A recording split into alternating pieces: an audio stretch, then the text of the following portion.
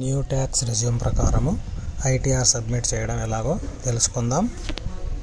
Finance year 2024-25 మరియు assessment year 2025-26 యొక్క ITR ఈ ఫైలింగ్, ఇన్కమ్ ట్యాక్స్ యొక్క ఈ ఫైలింగ్ ఎలా సబ్మిట్ చేయాలో చూద్దాము. మొదటగా మనం ఇన్కమ్ ట్యాక్స్ వారి ఐటీ ఈ ఫైలింగ్ అని టైప్ చేయాలి. టైప్ చేసిన తర్వాత మొదటి ఆప్షన్ తీసుకోవాలి. ఇక్కడ లాగిన్ కావాల్సి ఉంటుంది. ఈ లాగిన్ పై క్లిక్ చేసిన తర్వాత మనకి ఇంటర్ఫేస్ ఈ విధంగా వస్తుంది. ఇక్కడ ఎంటర్ యువర్ యూజర్ ఐడి అనే చోట మనం పాన్ నెంబర్ ఇవ్వాలి. ఎంప్లాయర్ పాన్ నెంబర్ ఎంటర్ చేసిన తర్వాత కంటిన్యూ పై క్లిక్ చేయాలి. క్లిక్ చేసిన తర్వాత ఇక్కడ దగ్గర ఈ బాక్స్ను కన్ఫర్మ్ చేసి ఇక్కడ మనం పాస్వర్డ్ ఎంటర్ చేసి కంటిన్యూ పైన క్లిక్ చేయాలి. క్లిక్ చేస్తే మనం లాగిన్ అవుతాం. ఇక్కడ లాగిన్ అయిన తర్వాత ఇంటర్ఫేస్ ఈ విధంగా వస్తుంది. ఇక్కడ సెల్ఫ్ అసెస్మెంట్ ఇయర్ అని ఉంది.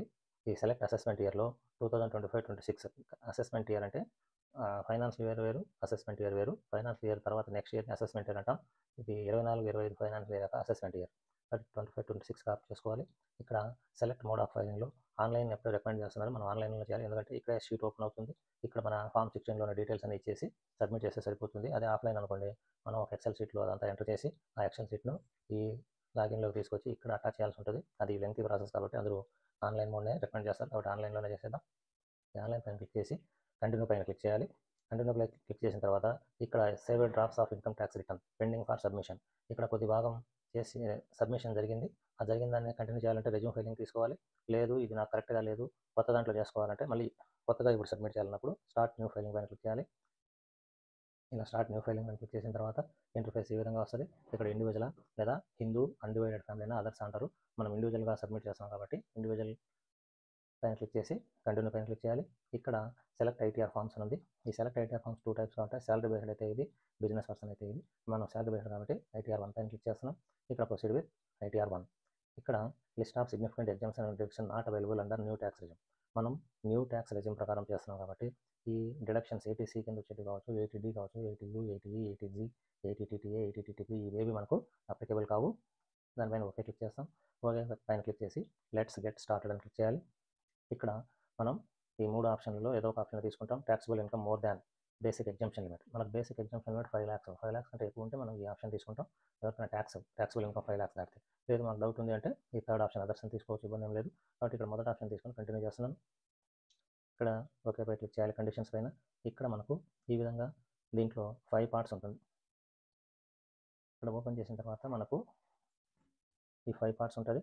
ఈ 5 partsలో 5 partsను మనం వెరిఫై చేయాల్సి ఉంటుంది.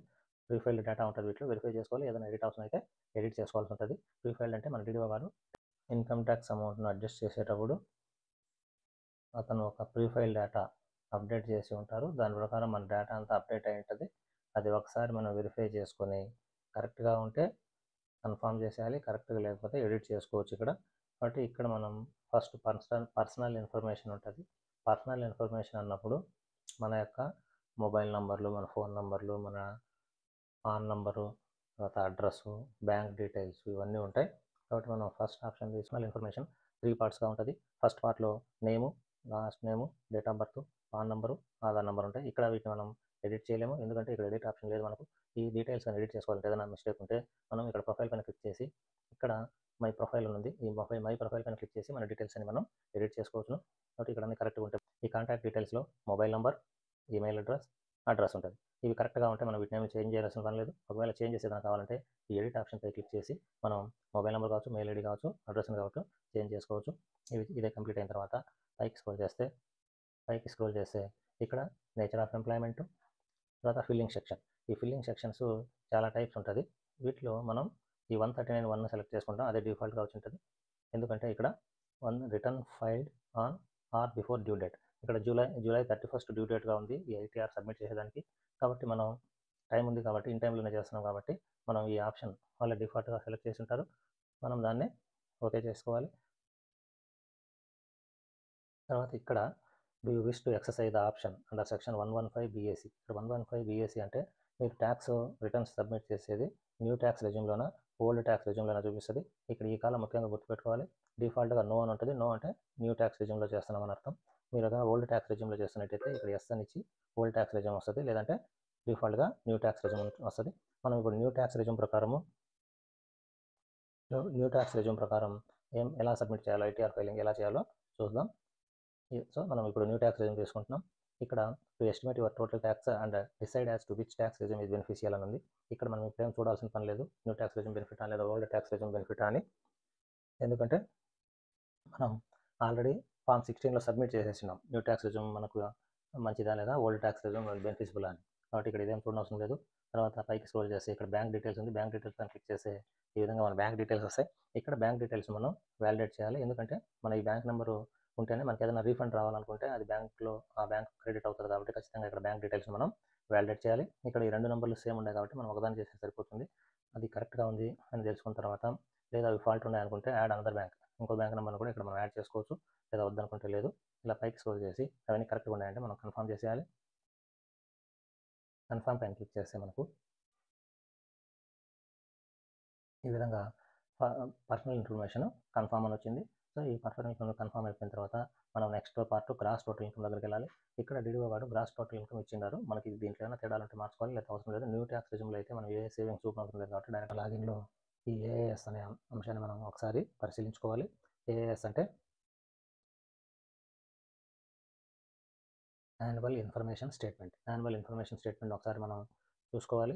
ఇందులో మనం శాలరీడ్ పర్సన్ కాబట్టి శాలరీ నుండి వచ్చిన అమౌంట్ని ఇక్కడ డిడిఓ గారు టీడీఎస్ చేసి ఉంటారు. ఈ అమౌంట్ని ఒకసారి మనం ఎంతైతే ట్యాక్స్ పే చేసినామో అమౌంట్ మొత్తం ఇక్కడ వచ్చిందా అనే అంశాన్ని ఇక్కడ గమనించుకోవాలి. సో మనం ఎంత ట్యాక్స్ అయితే పే చేసామో అంత అడ్జస్ట్ అయింది.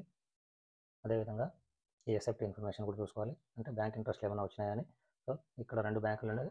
ఇక్కడ interest from saving banks, interest from deposit, ఈ రెండింటి నుండి మనకు ఒక 1000 సంథింగ్ అమౌంట్ వచ్చింది. ఇవి చూసుకోవాలి, ఇవి నోట్ చేసుకోవాలి. ఆ 2 నోట్ చేసుకున్న తర్వాత మనం ఇక్కడ payment of taxes, demand and refund ఈ కాలం చూడండి చూసుకొని మార్క్ చేసుకోవాలి. మార్క్ చేసుకున్న తర్వాత మనం బ్యాక్ వెళ్ళాల్సి ఉంటుంది.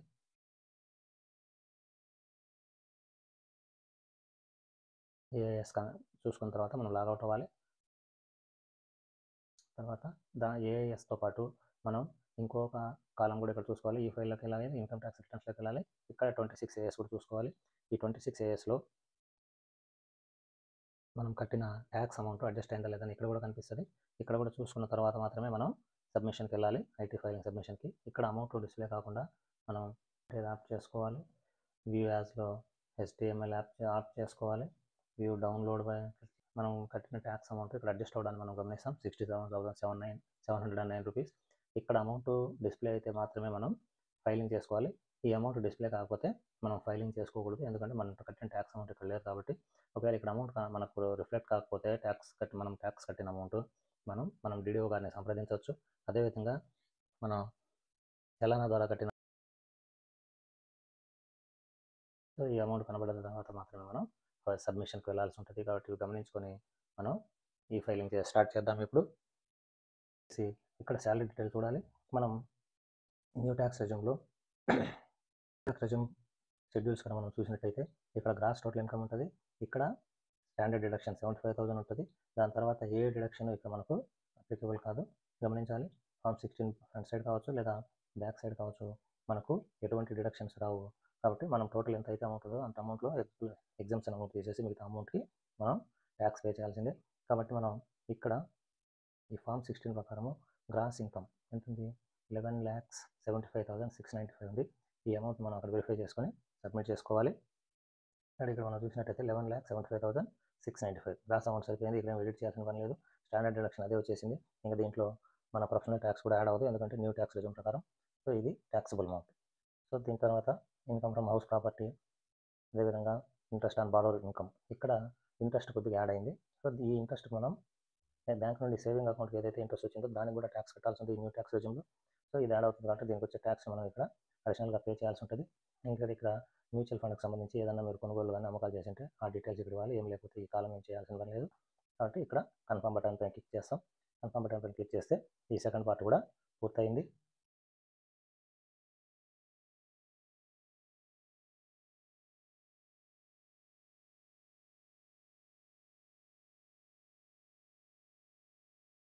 ఈ సెకండ్ పార్ట్ కూడా కంప్లీట్ అయింది. ఇప్పుడు మనం థర్డ్ పార్ట్ డిడక్షన్ పార్ట్లోకి వెళ్దాము. ఈ third part total deduction part confirm చేయాలి. దానిపైన క్లిక్ చేసి ఓపెన్ చేద్దాం. ఇక్కడ న్యూ ట్యాక్స్ రెజ్యూమ్ ప్రకారం మనం సబ్మిట్ చేస్తున్నట్టయితే 80CC డి కాలం కింద contribution to pension scheme of central government employer. ఇక్కడ మనం ఒక 50,000 అడిషనల్గా చూపెట్టుకోవచ్చు. ఈ ఫెసిలిటీ తప్పితే ఇక్కడ ఏ ఫెసిలిటీ లేదు. కాబట్టి దీనిపైన ఎడిట్ చేసి మనం అమౌంట్ ఆఫ్ ఇన్వెస్ట్మెంట్ ఎంత మీరు contribution of pension scheme new pension scheme ప్రకారం ఎంత అమౌంట్కు మీరు ఇన్వెస్ట్ చేస్తున్నారు, ఆ ఎలిజిబుల్ అమౌంట్ ఎంత అనేది ఇక్కడ మనకు వస్తుంది. ఇక్కడ కన్నా మనం 1,00,000 రూపీస్ వరకు 1,00,000 రూపీస్ కనుక చేస్తున్నట్టయితే మనకు ఇక్కడ amount eligible to deduction 1,00,000 rupees మనం తగ్గించుకోవచ్చు ఇక్కడ. కాబట్టి ఇక్కడ ఎవరైనా న్యూ ట్యాక్స్ రెజ్యూమ్లో మీరు ఏదైనా సేవ్ చేస్తున్నట్టయితే సెంట్రల్ పెన్షన్ స్కీమ్కి ఆ అమౌంట్ మనం ఇక్కడ చూపెట్టుకోవచ్చు. లేదంటే మనం ఈ కాలం ఖాళీగా వదిలేసి బ్యాక్ వెళ్ళిపోవాలి. తర్వాత అదేవిధంగా దీంట్లో 80CCH contribution of Agnipath scheme, ఈ స్కీమ్కి మీరు ఏదైనా అమౌంట్ చెల్లిస్తున్నట్టయితే దీన్ని ఇక్కడ ఎంటర్ చేయాల్సి ఉంటుంది. కానీ ఇక్కడ మనకు ఆప్షన్ లేదు. ఇది మనం ఫస్ట్లో ఫామ్ సబ్మిట్ చేసేటప్పుడే మనకు అగ్నిపత్ స్కీమ్ గురించి వస్తుంది. అక్కడ మీరు ఏదైనా చెల్లించినట్టయితే ఇక్కడ చూపెట్టుకోవాలి. లేదు ఇక్కడ ఆ అవకాశం కూడా లేదు. అదేవిధంగా అంటే న్యూ ట్యాక్స్ రెజ్యూమ్లో ఎనీ అదర్ డిడక్షన్స్, ఈ ఎనీ అదర్ డిడక్షన్స్ కూడా మనం ఏ డిడక్షన్ చూపించాం న్యూ ట్యాక్స్ రెజ్యూమ్ ప్రకారం. మీకు ఎంతైతే గ్రాస్ టోటల్ అమౌంట్ వస్తుందో దాంట్లో స్టాండర్డ్ డిడక్షన్పై మిగిలిన అమౌంట్ మొత్తానికి ఇంకా సేవింగ్స్ అకౌంట్ పైన ఏదైనా ఇంట్రెస్ట్ వచ్చింటే అది కూడా యాడ్ చేసుకుని వాటి మొత్తానికి మనం ట్యాక్స్ కట్టాల్సిందే. కాబట్టి ఇక్కడ ఎటువంటి ఎడిట్స్ ఉండవు కాబట్టి దీన్ని కన్ఫర్మ్ చేసేస్తున్నాం.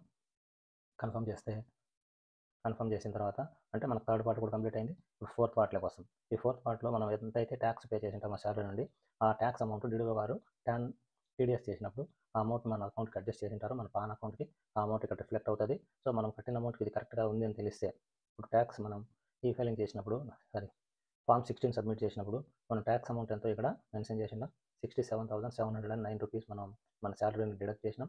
ఈ అమౌంట్ ఇప్పుడు మనం ఫైల్ చేసేటప్పుడు ఇక్కడ ట్యాక్స్ పేడ్ అమౌంట్కు మ్యాచ్ అవ్వాలి. అలా అయితే మనం సబ్మిట్ చేసుకోవచ్చు. ఏదైనా డిఫరెన్సెస్ ఉంటే మనం డీడీ వారిని సంప్రదించాలి. ఇక్కడ కరెక్ట్గా సరిపోయింది కాబట్టి మనం ఈ ట్యాక్స్ పేడ్ కాలంను కూడా కన్ఫర్మ్ చేసేయాలి.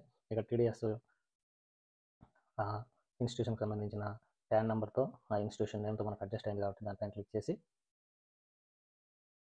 ఇది కాకుండా మీరు సెల్ఫ్ అడ్వాన్స్ ట్యాక్స్ అంటే ఇప్పుడు 67,709 రూపాయలు ట్యాక్స్గా కట్టిండాము.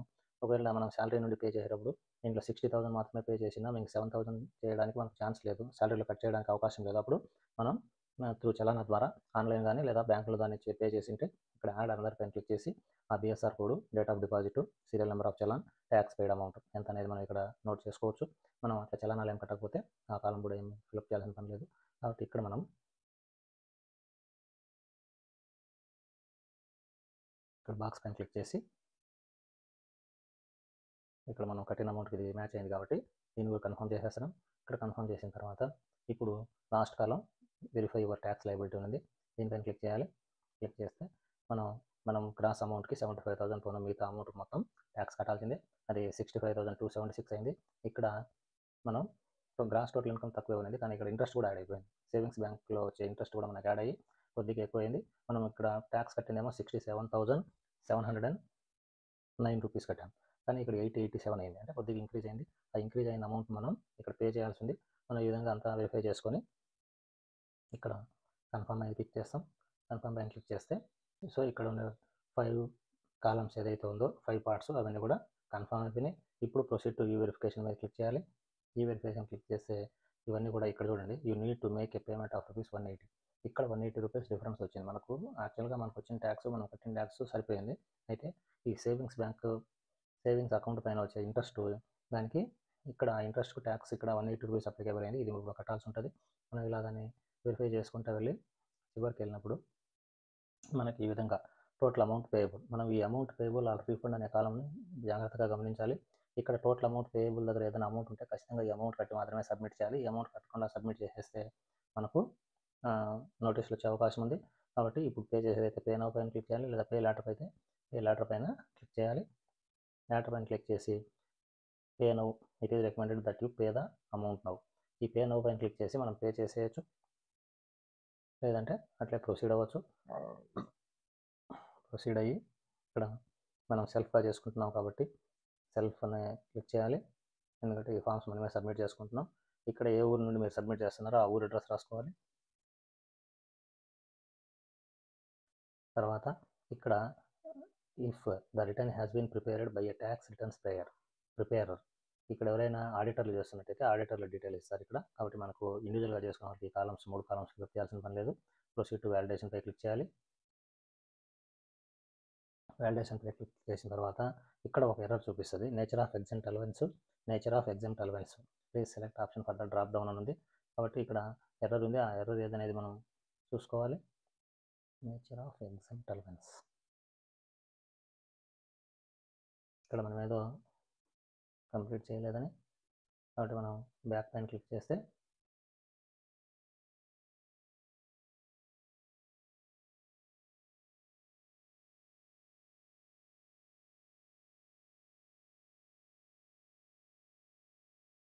మనకు ఎగ్జామ్టెడ్ అలవెన్స్ అనేది మోస్ట్లీ ఈ సెకండ్ కాలంలో ఉంటుంది గ్రాస్ టోటల్ ఇన్కమ్ దగ్గర. కాబట్టి ఇక్కడ మనం ఇలా చూసుకుంటూ వెళ్తే ఇక్కడ ఎడిట్ పైన క్లిక్ చేసి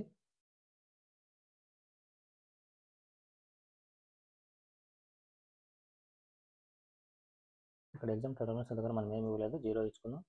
అదేవిధంగా ఈ నేచర్ ఆఫ్ ఎగ్జామ్టెడ్ అలవెన్స్, ఈ కాలమ్స్ ఏదో ఒకటి ఫిల్అప్ చేయాలి లేదా వీటిని డిలీట్ చేయాలి మనం. అవే మనకు అప్లికబుల్ కావు కాబట్టి అన్నింటిని డిలీట్ చేసుకోవచ్చు, లేదా అవి అప్లికేబుల్ అంటే రిటైర్మెంట్ గ్రాడ్యుయేట్ అంటే కమిటెడ్ పెన్షన్ అంటే ఇవన్నీ కూడా ఇక్కడ చూపెట్టుకోవచ్చు. అవేం లేకపోతే మనం ఆ కాలమ్స్ అన్ని డిలీట్ చేయాలి. ఇక్కడ నేచర్ ఆఫ్ ఎగ్జామ్ట్ అలవెన్స్లో 10/13 రెమ్యూనరేషన్ రిసీవ్డ్ అవన్నీ ఉంటాయి ఇక్కడ. కాబట్టి ప్రస్తుతానికి అయితే మనకి ఏం అప్లికేబుల్ కావు కాబట్టి అవన్నీ డిలీట్ చేయాలి. డిలీట్ చేసిన తర్వాత మాత్రమే మనం సేవ్ చేయాలి.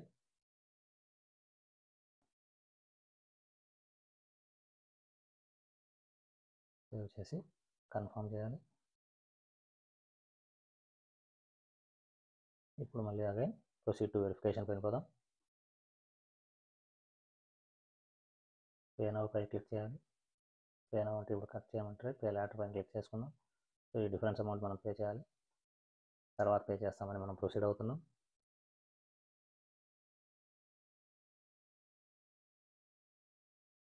ప్రొసీడ్ టు వ్యాలిడేషన్ పై క్లిక్ చేయాలి. ఇప్పుడు వ్యాలిడేషన్ సక్సెస్ఫుల్ అయిపోయింది. సో వ్యాలిడేషన్ సక్సెస్ఫుల్ అయిపోయిన తర్వాత రివ్యూ పైన క్లిక్ చేయాలి. రివ్యూ పైన క్లిక్ చేసి మనం ప్రొసీడ్ టు వ్యాలిడేషన్ పై క్లిక్ చేయాలి. ఇప్పుడు ప్రొసీడ్ టు వెరిఫికేషన్కి వెళ్తాం.